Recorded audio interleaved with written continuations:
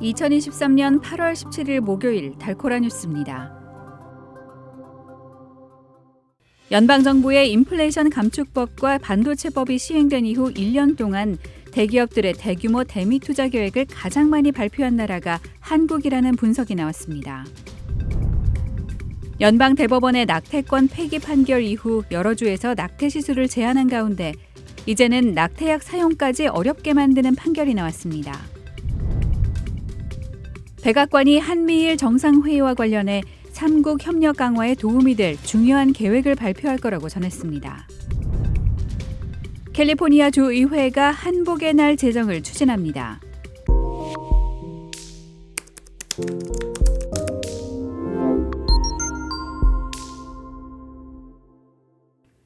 연방정부의 인플레이션 감축법과 반도체법이 시행된 이후 1년 동안 기업들의 대규모 대미 투자 계획을 가장 많이 발표한 나라가 한국이라는 분석이 나왔습니다. 영국 파이낸셜 타임스는 지난해 8월 이후 현재까지 발표된 외국 기업의 대미 투자 계획 중 1억 달러 이상 규모만 집계한 결과 한국 기업이 내놓은 프로젝트가 20건으로 가장 많았다고 보도했습니다. 한국에 이어 유럽연합 회원국 기업들의 프로젝트는 19건으로 집계됐습니다. 조 바이든 대통령은 인플레이션 감축법 시행 1주년인 어제 이 법이 일자리와 경제 성장의 가장 큰 동력 가운데 하나라고 성과를 대대적으로 부각했습니다. 연방대법원의 낙태권 폐기 판결 이후 여러 주에서 낙태 시술을 제한한 가운데 이제는 낙태약 사용까지 어렵게 만드는 판결이 나왔습니다. 제5연방항소법원은 어제 먹는 낙태약 미페프리스톤을 기존의 임신 10주 이내가 아닌 7주 이내에만 사용하도록 판결하면서 이 약의 원격 처방과 우편 배송까지 금지했습니다. 다만 이번 결정은 연방대법원의 최종 판단을 받기 전까지 효력이 없어서 그때까지 미페프리스톤의 처방과 판매는 별다른 영향 없이 진행됩니다. 한편 연방법무부는 이번 판결을 강력히 반대한다면서 연방대법원에 심리를 신청하겠다는 입장을 밝혔습니다.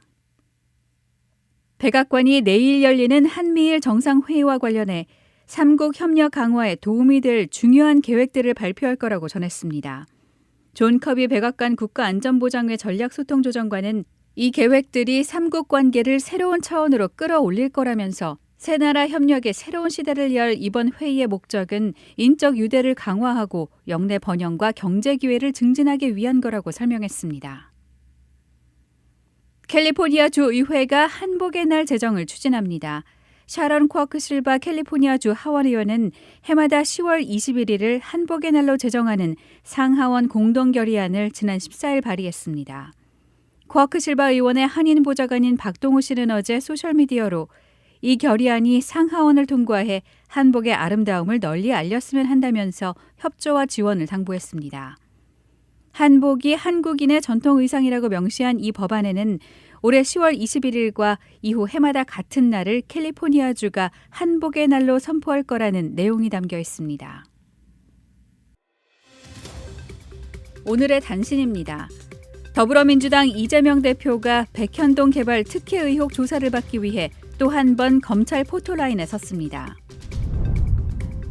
한국 국민 10명 가운데 3명은 통일이 필요하지 않다고 보는 걸로 나타났습니다. 조직폭력 척결을 위해 유례없는 강력한 치안 정책을 시행 중인 엘살바도르에서 다수의 살인을 저지른 조직폭력배에게 징역 600년이 넘는 실형이 내려졌습니다. 아일랜드 최대 은행인 뱅크 오브 아일랜드의 기술 오류로 인해 빈 통장에서 최대 1,000유로 인출이 가능해지는 사태가 벌어졌습니다.